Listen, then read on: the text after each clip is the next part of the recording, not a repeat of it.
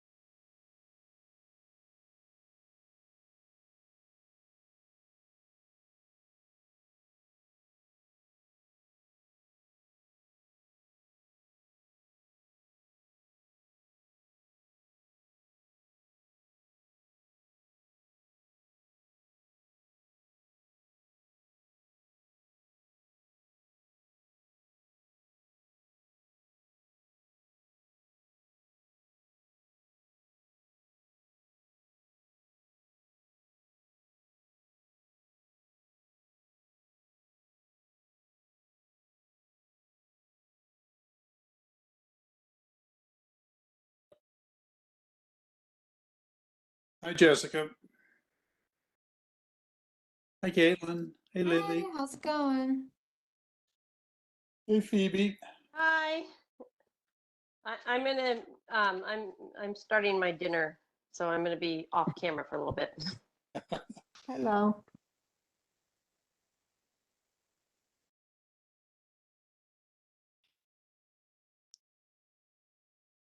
Hey, Lily. Hello. In the office? In the office every day.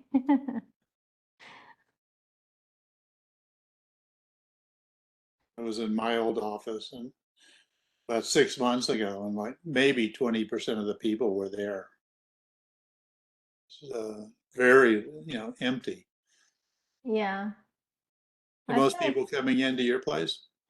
yes. I mean, we're a small place, but we've always been open and yeah, generally um I think it's easier to focus in the office than at home.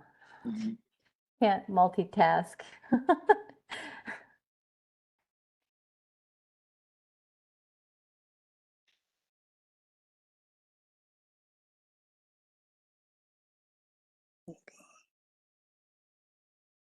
There's the video. There I am. Hello.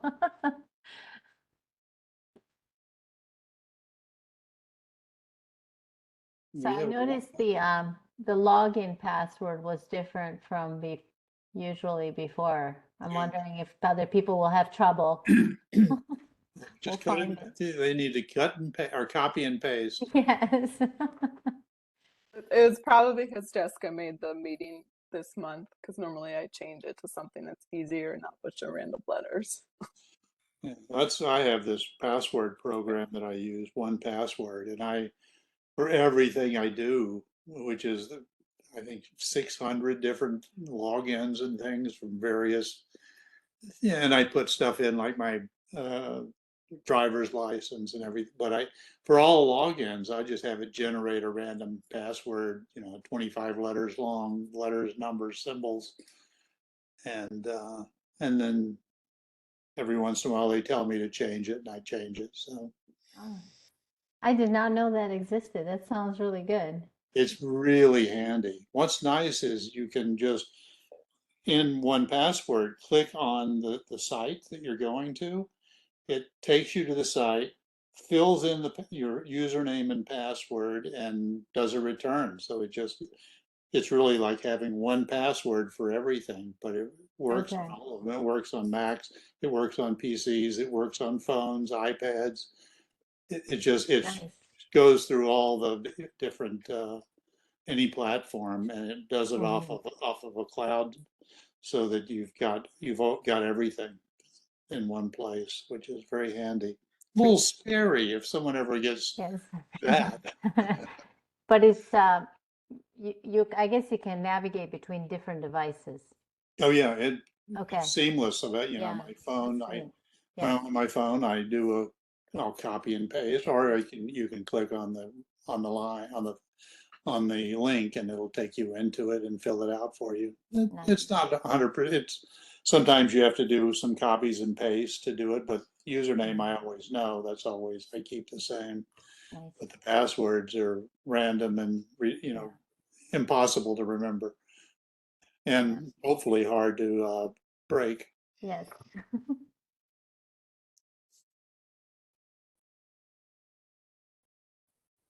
Hey Wendy. Hi. Hey Daniel. Welcome. Hi. Jessica, do we have a quorum today? Yes, we should. Okay.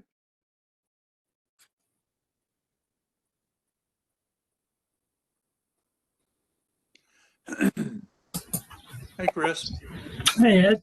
good to see you again. Nice to see you too. I miss walking around the office, getting to say hi to people. I bet.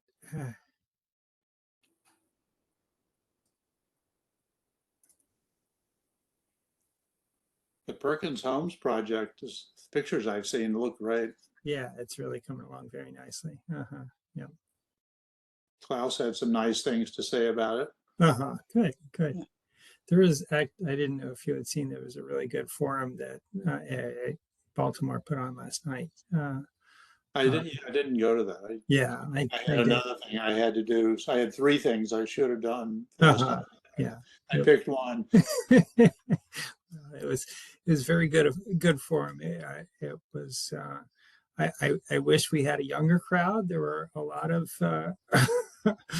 a lot of gray heads there, but I think it was a lot of folks that were around when Harbor Place was first put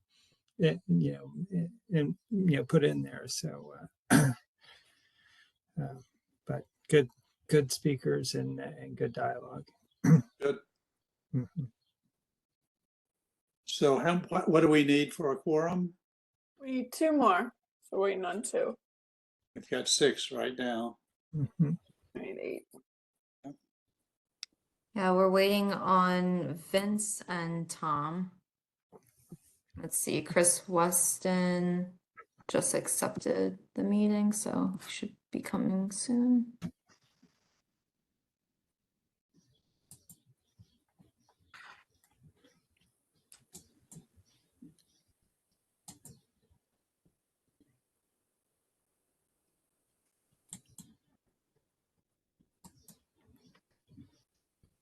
Well, it's 6:01.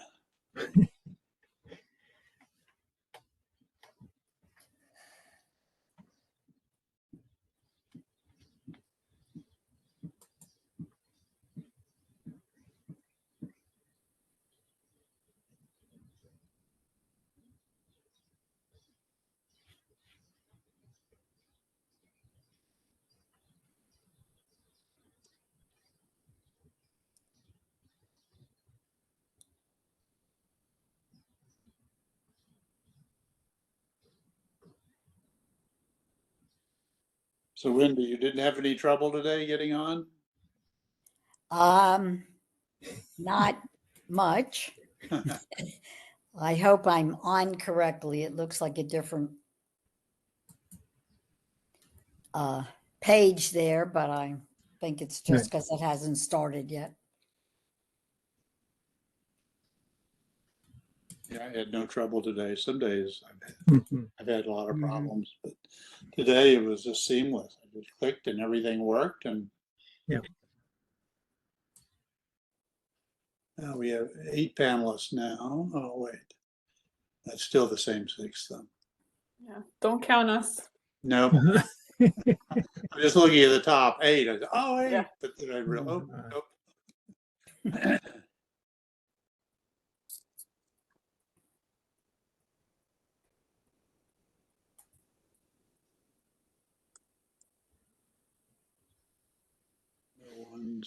No attendees of our, Scott and Chris Weston are trying to join. I sent them the password. Mhm.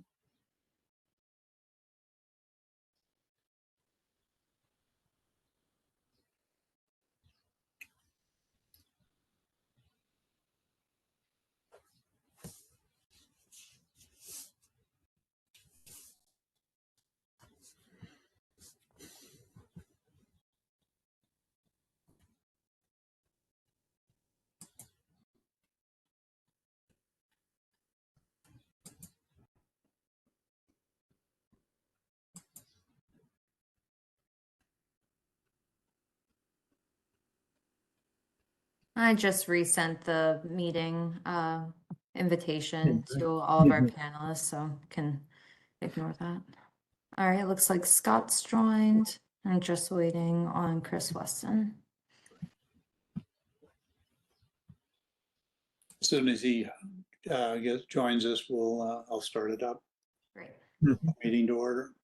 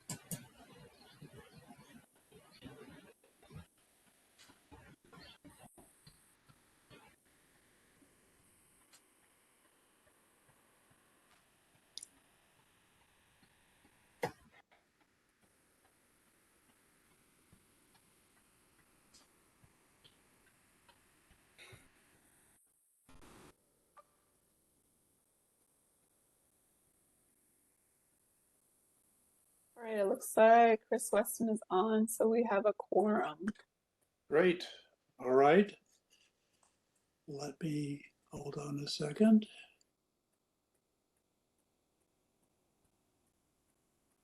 Good evening, ladies and gentlemen. The meeting of the Baltimore County Landmarks Preservation Commission is now in session. Please note that this meeting is being audio recorded. Our commission chair, John Homan, could not be in attendance tonight, so I, Ed Horde, as vice chair, will be chairing this meeting. We are your volunteer representatives appointed by our county council person or county executive and entrusted to monitor renovations and additions to our Baltimore County historic resources. The LPC reviews and approves nominations to the Baltimore County Preliminary Landmarks List, comments on National Register nominations, reviews all exterior alterations within county historic districts, and is charged with evaluating Baltimore County historic tax credit applications. Will the commissioners please introduce themselves by name and county council district or representation? We can go in the order listed on the PowerPoint screen. Lily Mundroff, Council District 1. Chris Weston, District 2. Wendy McIver, District 3. Daniel Dean, District 5. John Homan's not here today. And Ray is not here. Phoebe Evans Latosha, executive appointment. Donald Jamie. Upshaw, Planning Board Representative. Ed Horde, Vice Chair. Executive appointment. Vince is not here. Tom is not here. Chris Parts. Chris Parts, executive appointment. Thank you. Now, can we please stand as we recite the Pledge of Allegiance? I pledge allegiance to the flag of the United States of America and To the to the republic for which it stands, one nation, under God, indivisible, with liberty and justice for all.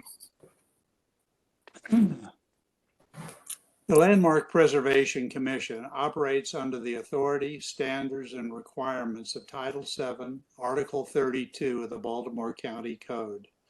We refer to the United States Secretary of the Interior Standards for Rehabilitation as administered by the National Park Service. This is the accepted national standard for historic preservation projects. Our own Baltimore County Historic Preservation Design Guidelines directly references and incorporates the Secretary of the Interior Standards for Rehabilitation. We have important preservation issues to discuss and debate at each meeting. If you would like to make comments, please limit your comments to the specific application or proposal submission being reviewed. We ask you for your assistance and understanding so that the discussions do not digress. As an additional comment, we can all agree that historic preservation is an important aspect of the quality of life and place that makes Baltimore County unique. As commissioners, we serve on the commission due to our expertise, our interest, and passion for historic buildings and places, and we review submissions based solely on their merit.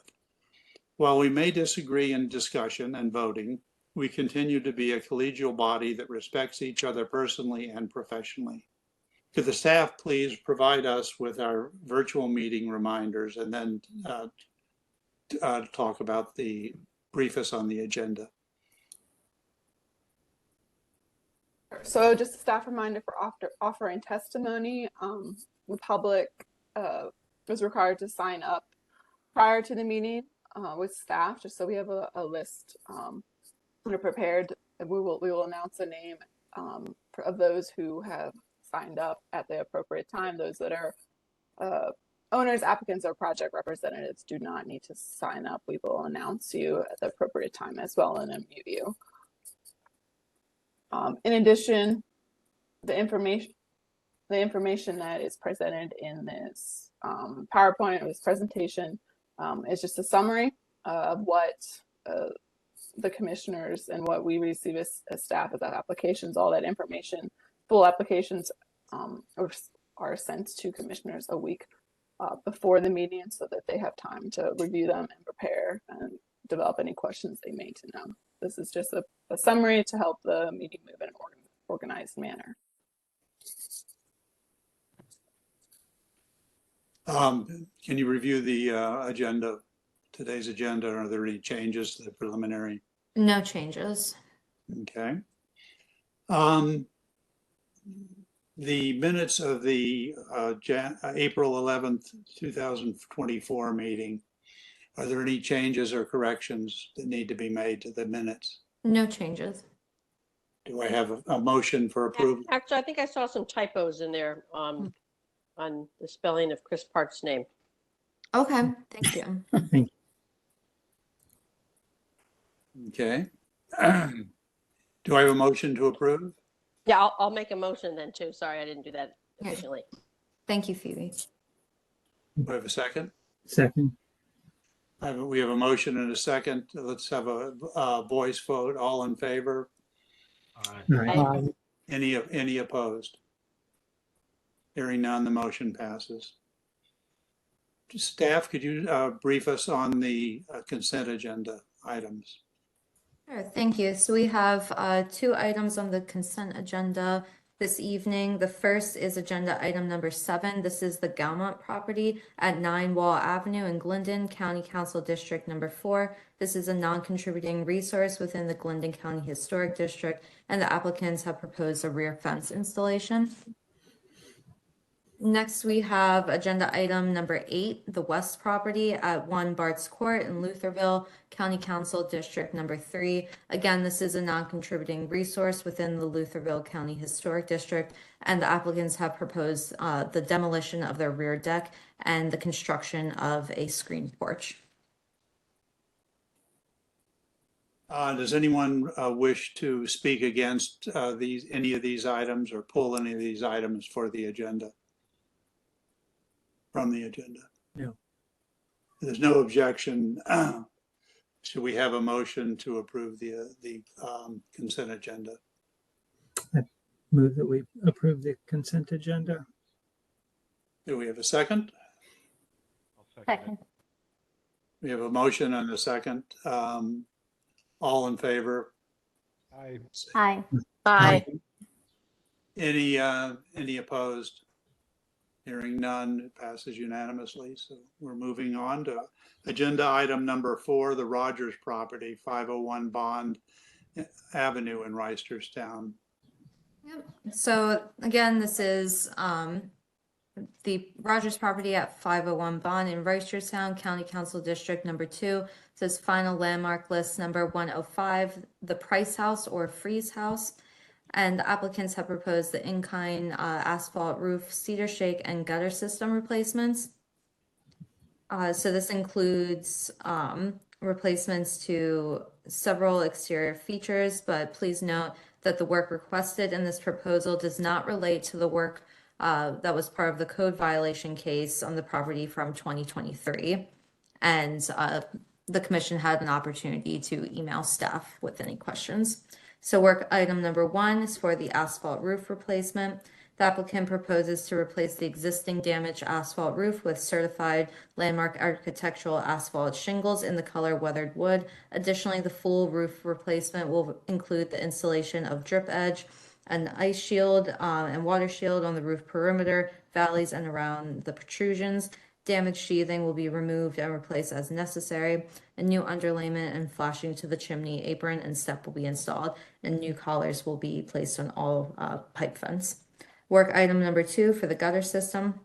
The existing K-style metal gutter system on the right story rear addition are pitched incorrectly on the south elevation and are dented on the north elevation. The applicant proposes to replace the 2 existing gutter systems with 5-inch white seamless gutters and downspouts to match the existing.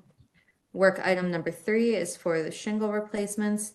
The applicant wishes to replace 2 missing cedar shingles on the north elevation in kind, and the applicable guidelines are Chapter 3, roofs, page 11, recommending that roofing material that was previously replaced with an asphalt roof or material different from the original may be replaced in kind. Again, Chapter 3, if historic existing roofing elements such as gutters and downspouts cannot be repaired, it must be replaced in kind. And finally, Chapter 4, exterior walls and foundations, recommends to replace exterior wood features that are deteriorated beyond repair with new wood features that visually match the original feature. Staff's recommendation is for the LPC to approve the request as proposed and vote to issue a certificate of appropriateness because the request meets our design guidelines. Citing Baltimore County Historic Design Guidelines, roofs, pages 1 through 12, facade materials 1 through 19, County Code section 32-7-405. Does anyone have, is the applicant present, and do they want to make a presentation? We do have the the applicant on tonight. Let me unmute.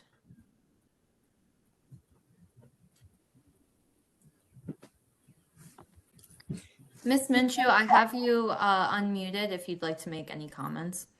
No comment, thank you. Great, thank you. Okay, does anyone have any questions of the applicant? Hearing none. If, Chair, was there any written testimony submitted on this? No. No written testimony. The members of the public, were there any members of the public that want to speak on to this topic? No, we only had members of the public pre-register to speak for agenda item number 9. Okay. If anyone like to, can we have a motion, please? I would move that we approve the request as proposed and issue a certificate of appropriateness for the work items 1, 2, and 3 as stated in the application. Do we have any discussion on that? Anyone want to discuss or have any questions or comments? Hearing none, do I have a second to the motion? I'll second the motion, Chris Weston. We have a motion and a second. Last chance for any comments. Hearing none, we want to do a roll call vote, please. All right, thank you. Could I have Scott, please? Yes. Dan? Yes. Wendy? Yes. Chris Weston? Yes. Tom? Oh, I'm sorry, Tom isn't with us. Lily? Yes. Chris Parts? Yes. Phoebe? Yes. And Ed, please. Yes. Great, thank you. All right, moving item. on. Moving on, the next item is the Klein property at 308 Central Avenue in Glendon.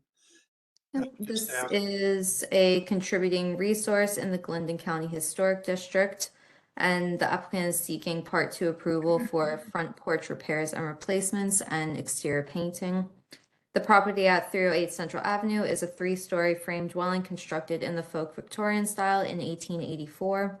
The applicant requests to make several repairs and in-kind replacements to the existing wraparound front porch. In addition, also requests to paint several exterior features, including 4 windows, 1 door on the side covered porch, and 2 support columns on the rear.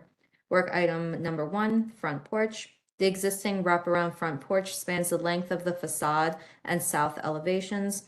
The porch has a tin standing seam hip roof that is supported by wood framing and 7 square wooden posts with brackets in a simple scroll motif at either side. Horizontal to vertically laid wood lattice with wide openings is secured to framing on the soffit and is painted white. The following work is proposed to the front porch. To remove a 450 square foot portion of the existing wood tongue and groove porch flooring and to replace with 10 pieces of 2 by 10 by 8 pressure treated wood. There was no information on the existing wood species or the existing dimensions of the existing floorboards. Joists will be reframed and sistered as needed. Existing steps will be removed and replaced with new steps will be installed. Additionally, there is no information regarding the existing steps dimension or material, and there was no information about the material being used for the new steps. The entire porch, the ceiling, floor, and support posts will be painted. Again, there is no information regarding how the wood surfaces will be prepped for painting, either scraping, power washing, primed, or the type of paint to be used. Repairs will be made to the lattice work where needed. Again, there's no information about the existing wood species or dimensions, or the type of wood that would be used in the replacement. The existing standing seam tin roof will be power washed, primed, and painted, and there is no product information that would be provided on the new roof coating. Staff asks that the commission clarify any missing information noted and determine the appropriate conditions as needed. Work item 2, the exterior painting. The following work is proposed to 4 windows, two 44 by 28-inch windows on the first level of the south side enclosed porch that consists of a large 20 light wood windows in a 4 by 5 configuration, one 30 by 22-inch wood single panel window with two vertical lights on the south elevation, one 38 by 42-inch single panel wood window with two horizontal lights on the north elevation, and the windows will be scraped and painted. However, no information on the parts of the windows that will be scraped. We don't know if it will be the frames and the sills, and there's no information provided about the type of paint that would be used. The side entry door on the side enclosed porch will be scraped and painted. This 30 by 6 foot and 6-inch wood door consists of 6 lights in a 2 by 3 configuration over 2 horizontal panels. And finally, 2 rear wood support posts will be scraped and painting. Again, staff asks that the commission clarify any missing information noted and determine the appropriate conditions as needed. Okay, is the applicant here today? Yes, I believe so. Let me check the attendees list.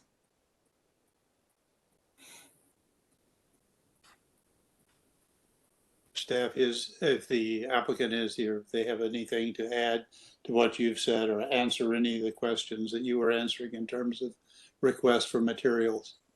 I don't see the applicant here, but we do have a call-in user.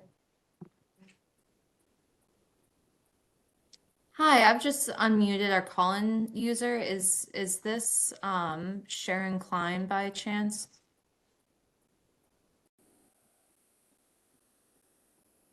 I don't believe so. So no, we don't have the applicant with us. Okay.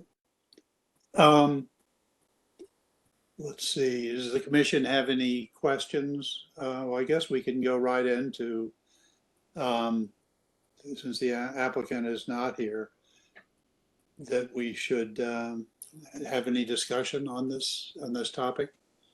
I do have a comment. This is Lily Mundroff. I understand that maybe the description of the work, the application does not specify the materials, but I think in the emails or some of the work scope, there is some of the materials are defined, like the pine flooring and the Rust-Oleum metal paint for the metal roofing. So I don't know if you're looking at just having a better application that specifies all of these, or if we just give feedback on, you know, the contractor's scope of work, because I feel like some of that is there, it's just not in the right place.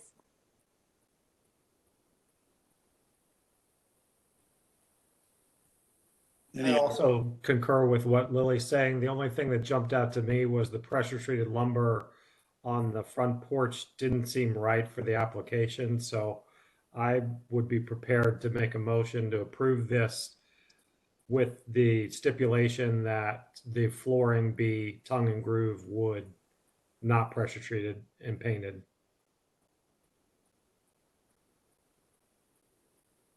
And anything else about the items that were listed in the email?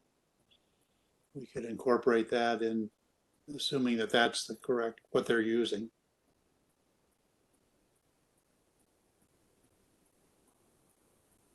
Any discussion on this? There is there's like a call for like a power washing the metal roof, I guess. I mean, I'm assuming we typically don't like to just note that on any wood surfaces, but I guess how do you guys feel about power washing the metal roof?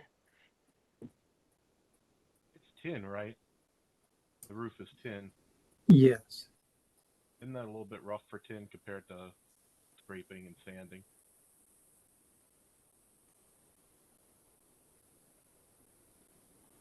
But I couldn't hear you.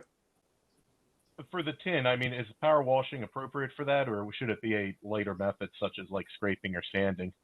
It could cause denting. Yeah. I would Yeah, think the that- amount of pressure compared to like a light A low pressure, pressure would be low pressure. Yeah, acceptable, but it could cause denting to the roof. yeah. I mean, I would add that in. You can add that as a Only with the condition. Yeah. Mhm. Any other discussion or comments or qualifications? The porch decking seems to be very narrow, like a 1.5 inch wide. So I guess if they're replicating in kind, they should go with a narrower tongue and groove. Mhm. So the dimensions to match those of the existing. Okay. You can add that as a Modify the motion. condition. Yeah, you can add that as a condition about the dimensions. Say again? I said you can add that as a condition. Yeah. Mhm. Dimensions, because you have the wood should be pressured, or I'm sorry, tongue and groove, cleaning the tin roof the gentlest means possible, and then adding that the flooring dimensions should match the existing. Those can all be added to your motion to be as a condition. We want to modify the motion to include conditions that we've discussed, or can staff track those? I think I got it, Ed. Okay, I'll make a motion to approve as listed with the conditions that the flooring be tongue and groove wood with dimensions to match the existing painted. And also that the work be cleaned using the gentlest means possible, including low pressure wash if power washing is used. okay. Any other comments or questions or qualifications? Yeah, just trying to feel this out a little bit. I mean, the other thing that I would kind of look at is the owner's not here, and there were a lot of questions kind of left open. So if we do make a motion, like even with the pine wood, I mean, a soft wood in there and not knowing the previous wood or anything like that, just from your guys' expertise, I mean, is this something that is normal as a new commissioner, you know, for something like that to make the motion rather than ask for more information?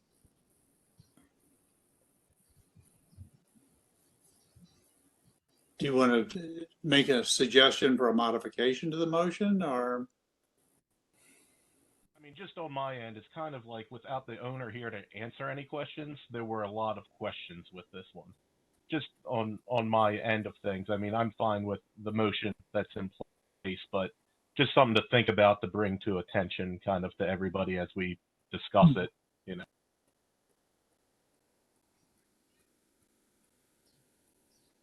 We have a second to the motion that's on the floor?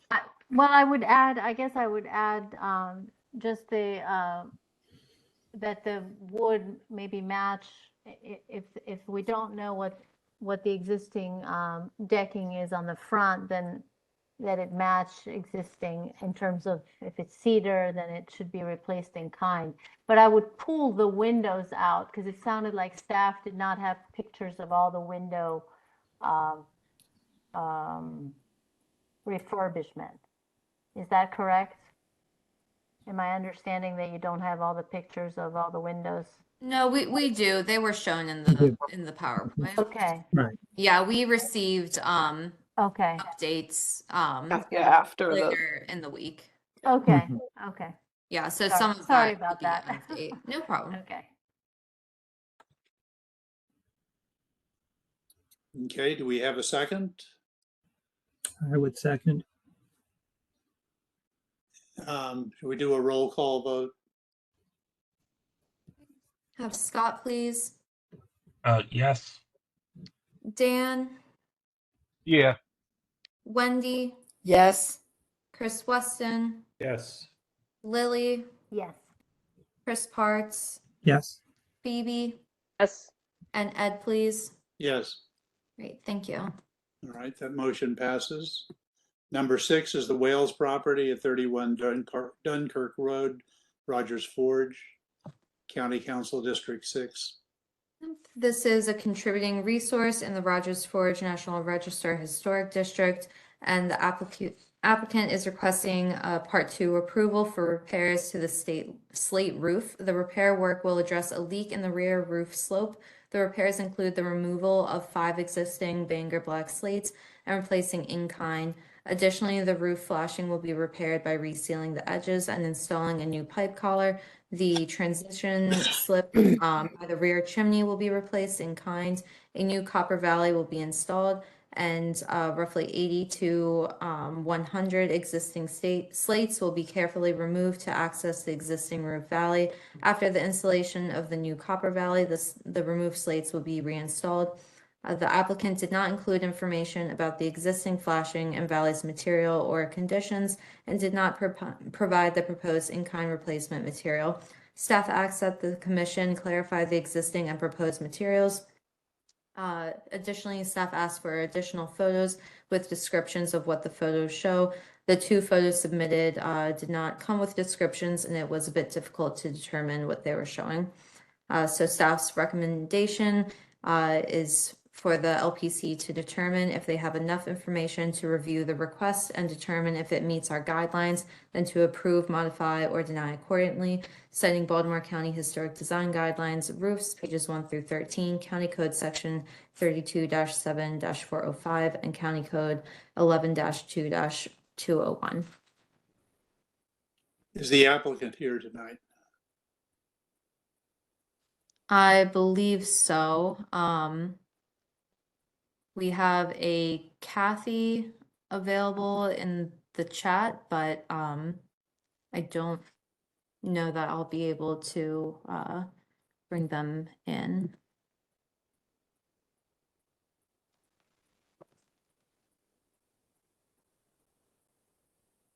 See, I just sent the attendee Kathy a message to see if they're able to join the call.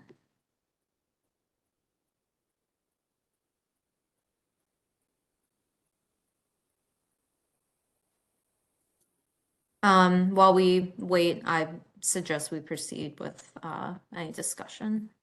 Okay. Any discussion?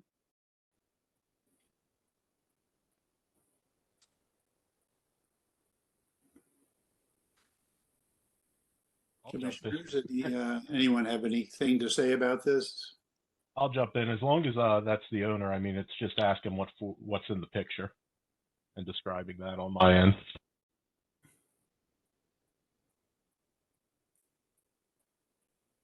We have a call-in user. Do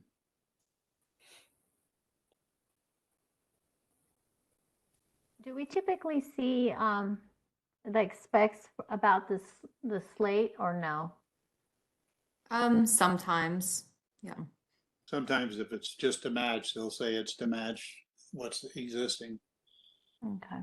There's Yeah, a lot of, it usually depends on the roof contractor. Some, and the estimates are a little bit more detailed. This one is such a small project for those replacement ones. and they're so, I mean, there's a hodgepodge of shingles up there already, so.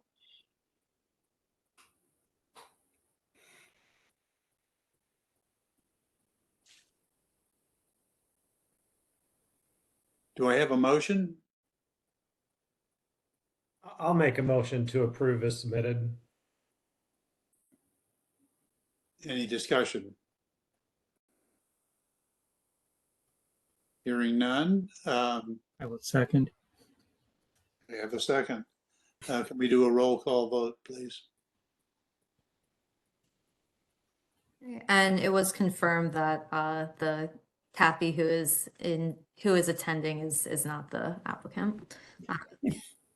Can we have Scott, please? Yes. Dan? Yeah. Wendy? Yes. Chris Weston? Yes. Lily? Yes. Chris Parts? Yes. Phoebe? Yes. And Ed, please. Yes. Great, thank you. All right, the motion passes. Moving on to, let's see, we're going to item number 9 is the next one. Is that correct? Yes, this is the Costa property at 16223 Corbett Village Lane in Moncton, County Council District Number 3. This is a contributing resource within the Corbett County Historic District.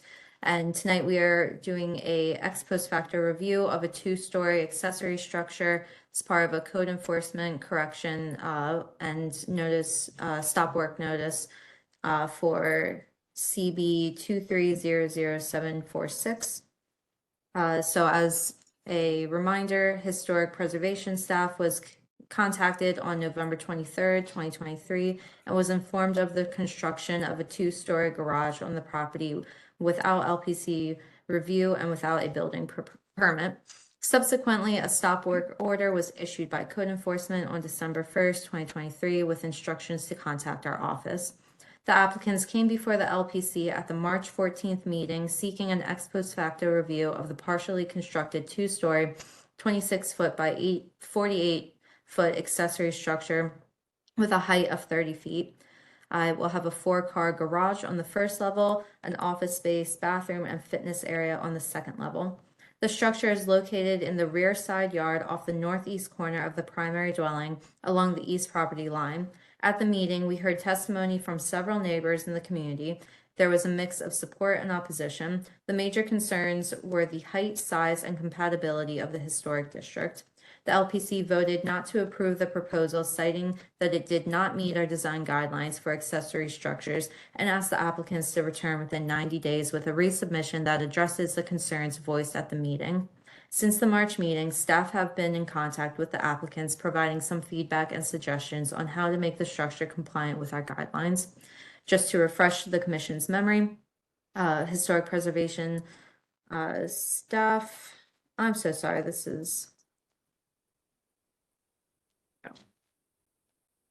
Okay, so the applicants have returned with altered plans and a new design that addresses some of the concerns that were addressed at the March meeting, including the location of the project remains the same. The applicant included an updated site plan that shows the slopes in the rear yard. The current location is the flattest buildable area and was located on a previous accessory structure that was lost in a fire. The location is in the rear yard, only situated along the side property line. The overall height has been lowered from 30 feet to 21 feet and 11 inches. The front door elevation now has 3 dormers. The dormer style was inspired from the main house. The window sizes are smaller and more compatible with the main house.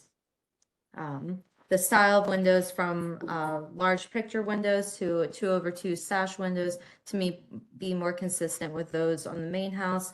Added 2 low profile skylight windows on the rear roof slope to allow for more lighting. Added windows on the south elevation, which is the most visible elevation to the neighbors. This helps to break up the solid wall in the previous designs. The entry door style has been changed to match the carriage style garage doors, and modified the awnings to have more of a shed roof to help correspond with the roof style of existing porches on the main house. The siding will be hardy plank vertical board painted to match the house. The trim will also be hardy roof sawn trim boards. Roofing will be a standing seam metal roof, and the windows will be gelled when 2/2 single hung. And staff would also like to note that we appreciate the openness and willingness of the applicants to make changes to bring the structure closer to compliance with our design guidelines. The LPC reviews every proposal on a case-by-case basis because no one project or property is the same. The LPC has approved large accessory structures in the past, and staff included the plans from the most recent one for their reference. Staff asked the commission to review the changes and to determine if they better align with our guidelines. In addition, staff asked that the commission look over at the examples of existing accessory structures in the area that the applicant provided and consider the sizes and heights of those in comparison to this proposal. So staff recommends the LPC to determine if the proposal meets our design guidelines and to approve, deny, or modify accordingly, citing Baltimore County Historic Design Guidelines, new constructions, additions, and non-contributing structures, County Code Section 32-7-405. Is the applicant here today? Do they wish to address us? Yes, let me unmute. Hey, Mr. Costa, I have you unmuted. Thank you. I just wanted to say thank you very much for all of your kind of help and support and guidance to get to this point. And my wife Gina and I are looking forward to any questions and hoping that we have found the place where we have met the guidelines, and then we can continue forward with this project. Okay, did the commissioners have any questions for the applicant?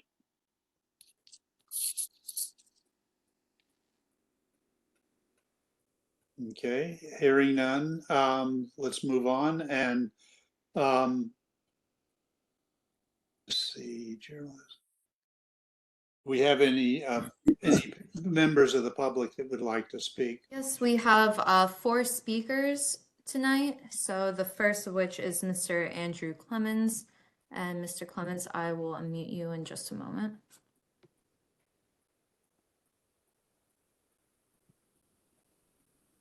Just reminding you have limit your words to 3 minutes, please. All right, Mr. Clemens, you are unmuted. Good evening, and thank you for the opportunity to have input into this project. While the Costas have made some adjustments to their plans from last time, I still feel that the planned building is not appropriate for the Corbett Historic District. First, the problem of the minimum setback requirements were not addressed at all. The height of the building has been lowered, but at almost 22 feet tall, it is 7 feet over the maximum height. And at 4 bays wide, it will still be plainly visible from the bike hike trail, and it will overwhelm the setting of the house at 16223 Corbett Village Lane. Also, if the building is built as planned, it will still dominate the top of the hill at Corbett. There was some information about planting and screening with bushes and trees, but all that does is put a building that's too big behind bushes that will be too big. The real concern I have at this point is the mixed use nature of this building. It will not only be a garage, but it also serves as living, office, and recreational space for the family. And again, we are trying to be reassured that nobody is going to live in the building, but with a building like this where you have heat, plumbing, and sewage already in existence, it is one step to put in a kitchen and have a studio apartment which you can rent, which would be disastrous. The Corbett Historic District presently has 5 or 6 barns. Only 3 of them are historical.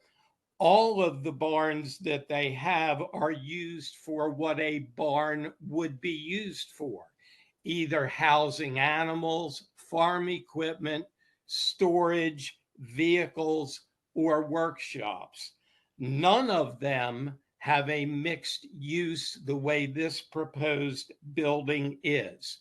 So it seems to me that we're trying to squeeze a building that was built illegally into making it work. Whereas what should happen is if you want a garage, build a garage. If you want an addition to your house, build an addition on your house, but get the landmarks commission first. Yes. So I urge you not to allow this plan to proceed and preserve the historic district of Corbett. Thank you. Next.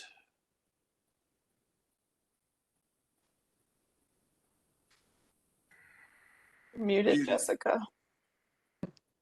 Sorry, next we have Miss Barbara McFarland, and I will unmute you, Miss McFarland, in just a moment.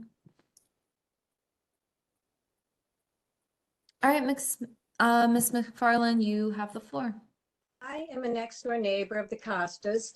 I offered public comments at the March 14th meeting regarding the garage complex, citing concerns over the size and height of the structure, as well as its ability to blend in with the historical character of the village. I also voiced concerns about the precedent that would be set if the county chooses to ignore its own regulations and cited the detrimental effect it would have on property values and on the historical designation of Corbett Village. At the March meeting, the commission was unanimous in its belief that they would not have approved the plans for this structure had it come before them prior to any construction. And they asked the Costas to work with an architect to downsize the project so that it would comply with historical preservation guidelines and zoning restrictions. However, the Costas seem to have ignored these recommendations and made only a few changes. The major change they made was lowering the height of the roof by about 8 feet, from 30 feet to about 22 feet. The building footprint and square footage remain the same, as do my concerns. The length and height of their garage complex is still completely unacceptable. It stands out as an anomaly both from the village and from the bike and hike trail. It's larger than the existing hilltop houses, and its dimensions greatly exceed those of the original garage that they tore down. It seriously detracts from the historic nature of the village. If the county doesn't require the structure to conform to existing historic district and county regulations regarding height, size, and architectural style, the status of the Corbett Historic District will be undermined. Property values will decline because the historic covenants cannot be enforced, and property owners will flout the restrictions and build whatever they choose, ignoring county zoning and permitting laws. It cannot be the policy of Baltimore County to reward persons who violate the county's building code by not seeking county approval prior to construction. The county's policies and procedures were established to safeguard the property values and historic nature of our community. This auxiliary building must be redesigned and built in a manner that complements the historic significance of the village. We believe in allowing residents of Corbett 30 Village seconds. changes that that make their property more functional, but these changes must respect the historic nature of the community. We're hopeful the Costas and the LPC will reconsider our objections to this project and work together to develop a more suitable, scaled down, historically appropriate auxiliary structure that will fit into the community. Thank you. Thank you. And next we have Jeremy and Christina Altman, and either of you can begin. Hello, I'm Jeremy Altman. I've lived at 16213 Corbett Village Lane since 1978, 44 years. My house faces the south side of the Costa property. I also represent Timothy Bishop at 16207 Corbett Village Lane, who agrees with all I have to say in opposition to the current proposal. The proposal now before the commission shows nearly the same four-car garage with a second-story family space as was presented earlier. The roof height has been lowered from 30 plus to 22 feet, still exceeding the guidelines by 50%. The footprint is unchanged and larger than the historic house on the property by 20 to 30%. Windows have been changed and added. However, in addition to being much larger and taller than the LPC guidelines, it is even larger when the garage overhang and the deck are included, now larger than the house by more than 50%. The problems of the location of the building and evaluation by the zoning commission have still not been addressed. The harsh truth is that it's not possible to design a four-car garage with a second-story family base and still be within the LPC guidelines. It appears that the guidelines were developed to specifically prohibit an accessory structure of these dimensions. I have this disappointing sense of deja vu that we have been here before and you have rejected this nearly identical proposal for the same reasons: too large, design not in keeping with similar structures, and questionable location requiring evaluation by the zoning commission. Recall that the base of the structure, including water, electric, and sewage connections, was built illegally without required permits, and there is no obligation to use it. The foundation has not been approved and may never be. How do you justify approving a structure that is on an illegal, unapproved foundation? The LPC has rejected the prior proposal for these reasons. I encourage you to follow the same course of action with this proposal and to simply enforce the guidelines as written. Thank you very much. Thank you. Next. I am Christina Altman, 16213 Corbett Village Lane, and I am also representing Pam and Bobby Beall, 16215 Corbett Village Lane, who along with me strongly oppose this plan, which has been only minor cosmetic changes to the previous one. Both of our properties face directly the Costa construction. The height of that structure still exceeds by almost 50% of the allowed 15 feet of an accessory building. There was an almost identical case presented to the Court of Special Appeals, Cromwell versus Ward in 1995, where the property owner had illegally built a too-tall accessory building. This court decision is still quoted on the Baltimore County's website discussing acceptance of possible variances to accessory building heights and states the following requirements for approval. First, the subject property is unusual compared to other properties in the neighborhood, and that the difficulties caused by that would be peculiar in contrast to other neighboring properties. Secondly, that strict compliance would cause significant hardship and would not be a result of the applicant's own actions. Any kind of financial loss is not considered a hardship, and the hardship must not be the result of the applicant's own cause. The Costa property is not peculiar compared to the neighboring properties. In this case, the proposed hardship, less family space, can have a very easy solution. Nate Costa shows more affection to his family's needs and less to his cars, has the building dedicated to the family space and leaves his cars out like everybody else. Simply eliminate the 4-car garage. Not even huge new houses along Corbett Road have 4-car garages. This accessory building is way too large, as the LPC stated in the February meeting. The village's accessory buildings, which are shown in the presented photos, are historical structures, most of them over 100 years old, and precede the LPC and the county's zoning rules. Thank you. Thank you. Any more people who want to speak? That concludes our registered speaker. I left out the part where if there was any written testimony. I know we got 2 letters before. Were either one of those people speaking tonight?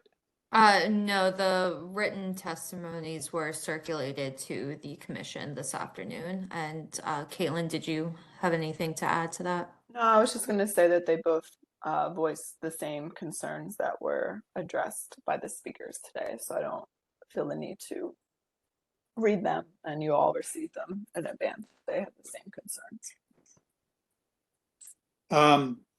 We have a motion to and then we'll start discussion after the motion.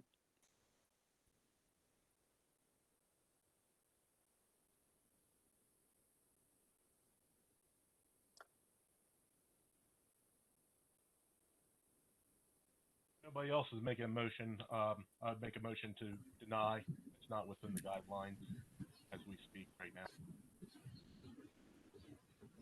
now. Discussion. I couldn't hear his whole motion. Yeah, his sound has been going in and out. Just a little again, Daniel. Motion to deny, as it does not follow our landmark guidelines. I'll second that. Well, we don't need a second yet, but hold that thought and let's discuss any discussion on this. Any other comments or thoughts? Maybe we can provide some feedback or assistance to the property owners on where they go from here, since they did modify the structure slightly. If we can provide some feedback to them to give them some direction. Please. Yeah, I'll start. It still seems too big and out of character with other accessory dwellings in the neighborhoods, which look like barns. This now, with the change in the roof line, it's looking even more like a hybrid house barn. Not less barn-like and more house-like with the dormer roof lines, and the deck looks even more out of place since it's so high compared to the scale of the roof line. It's It's no better. It's just too big. Can you comment on the size and height? The owner or me, Phoebe? I mean, if in our comments, it would be nice to say it has to move, it has to change in height, it has to be one story, it has to be smaller. I don't know what, I would you're agree. thinking, but let's get some consensus on what we think. Give them some direction to go.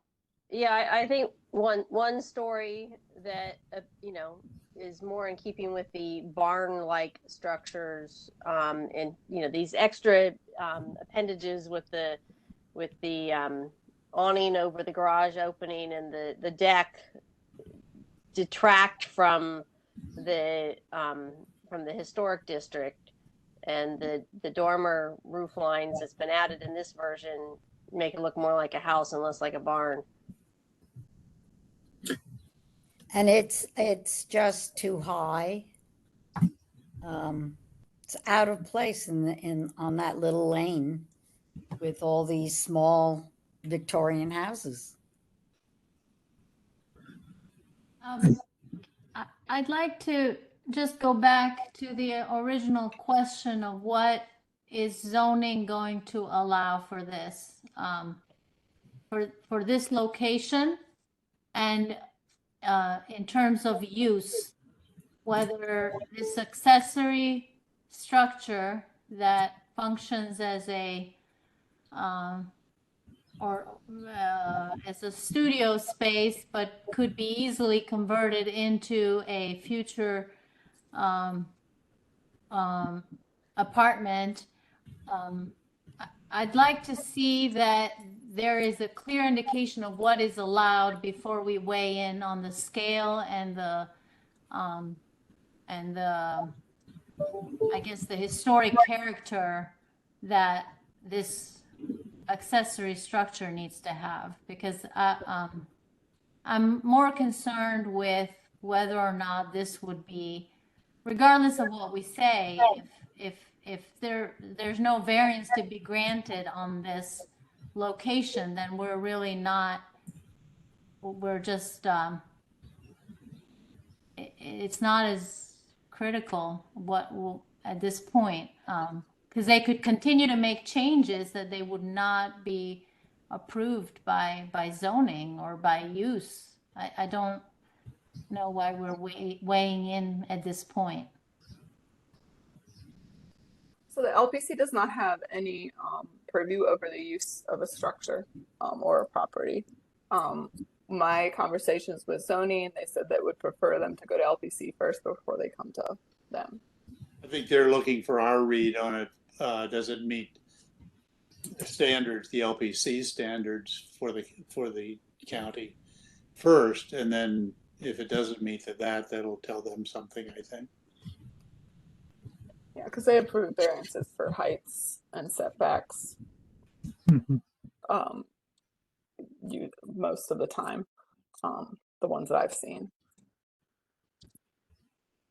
So we're disregarding location wise, or whether a bathroom would be and other things would be allowed here. We're purely focusing on the size of this thing and how it historically fits with a house. Is that what we're saying?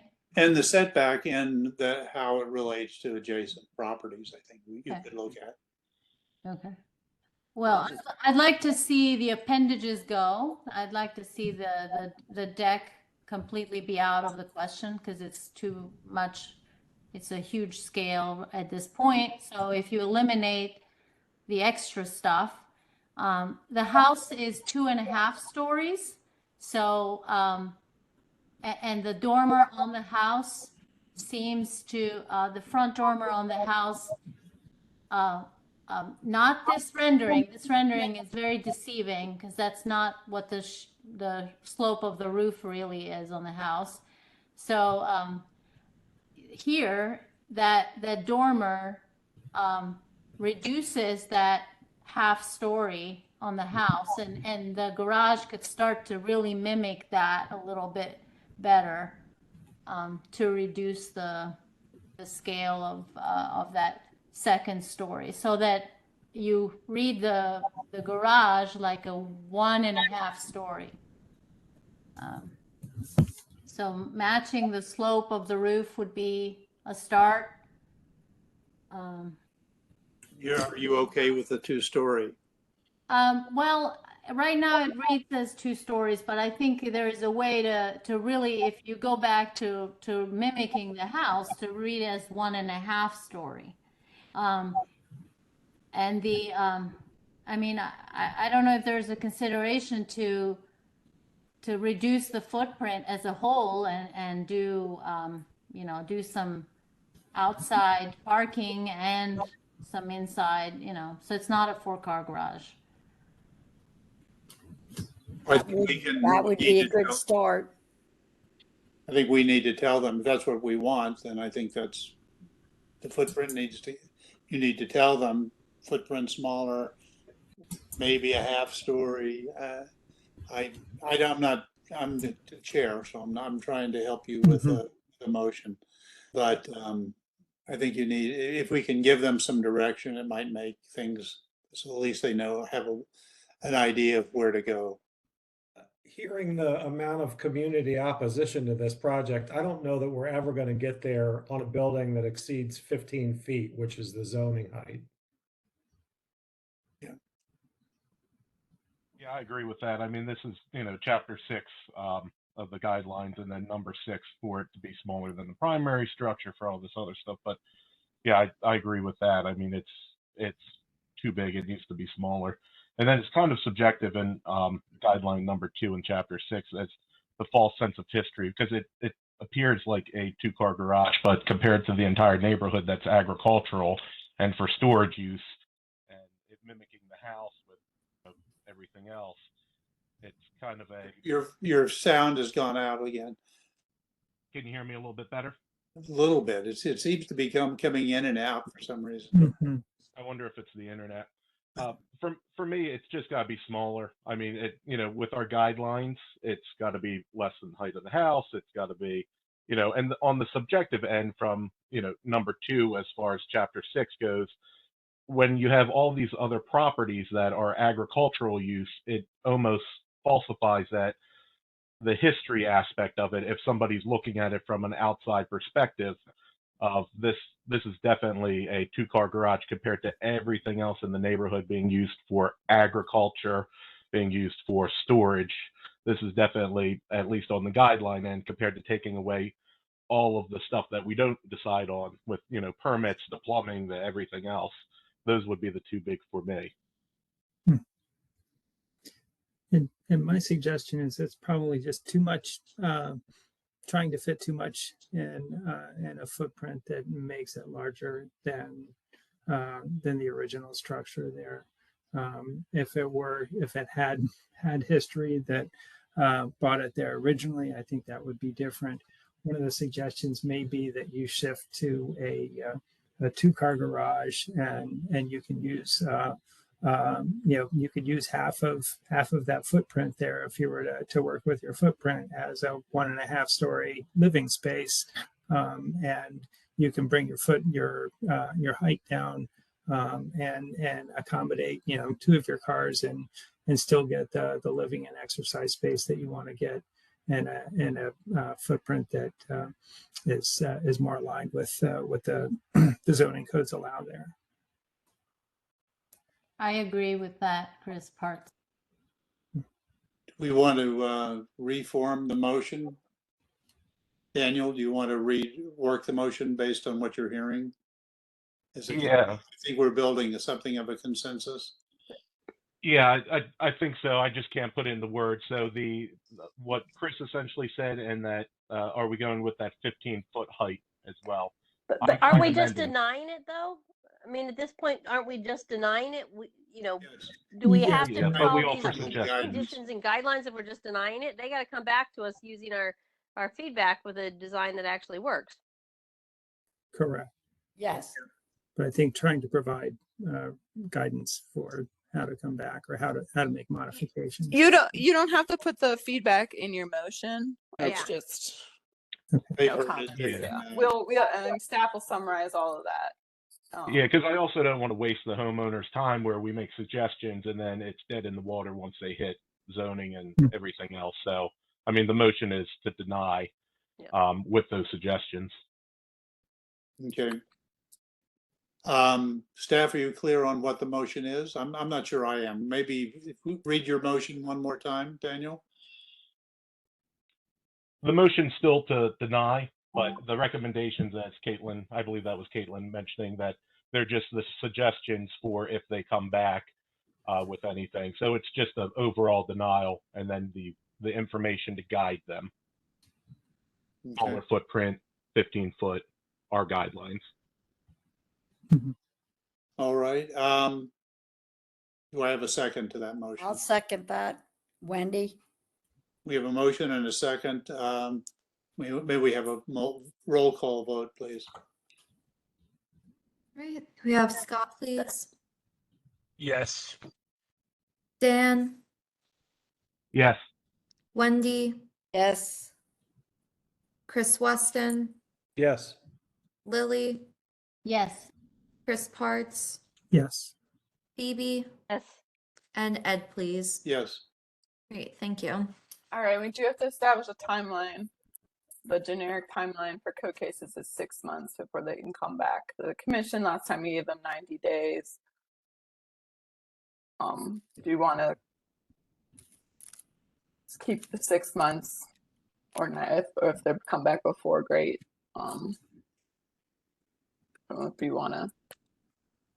So we're saying 6 months, come Well, back. that's the normal timeline. If they come back within 6 months, if they come I'm back fine with within 6 90 months. days. Yeah, I'm fine with 6 months on my end because that gives them time. If they, like I said, I don't want to waste their time if they need time to figure stuff out. Does the 6 months reset every time we review it? Yes. Well, they can come back sooner if they want. Yeah, yeah. And No, if but they I mean, need- in and terms if of they like need an the extension- zoning, since this was coming to us, because they had code violations. Do we have to approve it before it can go to zoning? No, we do not. It can go to zoning, but if they have changes, they would have to change whatever is here. But I know that in zoning, they would prefer, or it would be a recommendation that they come and get approval from us first before they go to them. I think that makes sense. And then approval from us and all of that before they go to building permits. So Good. that stuff is still going to get, fixed or complied with eventually. They're just going to go one at a time. So they still will have to apply for permits and that sort of thing, go through that process after approvals. All right. Well, I think we're. Hey, can I also ask one question? Also, when they go in front of zoning, if they are trying to get a variance, most likely they might get a public hearing, right? So Yes, they, it depends. right. So I'm just, that is quite a lengthy process. So I guess my concern is that it would be better to have that on board prior to coming to us, because if they're coming to us with some understanding, they're still going to be delayed during that public hearing process for the variance. But I don't know how they can go to zoning with this size building if we've said we're not approving this size building. No, I'm not saying, I think we should follow with recommendations of size and height that they can then go into zoning. Well, I think they need to come back and they know what the guidelines say. I think they should come back with something that meets the guidelines, meets the LPC guidelines. Okay. Before because otherwise they're going to get it approved by zoning and we're going to still not approve it until it's done the right size. So until they can do something that meets our requirements, I think they would be wise to get us happy and then go to zoning. But I guess they can do whatever the law allows. So it's up to them. Anything more on this topic? Hearing none, let's move on to some of the historic review things, the applications that you guys have done. Yeah, so we just have two properties who received Part 2 approval, already coming in with approval from the state. The first is the Altman property at 16213 Corbett Village Lane in Moncton, contributing resource within the Corbett County Historic District. They received Part 2 approval for front porch repairs. And then we have the Grills Kirk property at 336 Lion Court in Pikesville. This is final landmark number 142, the Balmukti property. And they had a Part 2 amendment for the replacement of the interior main sewer line. Okay. I think that's it for tonight. Any other comments or announcements that we need to be made? Next meeting will be on June 13th. Do I have a motion for adjournment? Move that we adjourn. Second. I have a motion and a second. All in favor, say aye. Aye. Aye. Any opposed? Looks like we're adjourned. Thank you all for your participation tonight and your time. Yeah, Thank you. all. Good night all. Good night.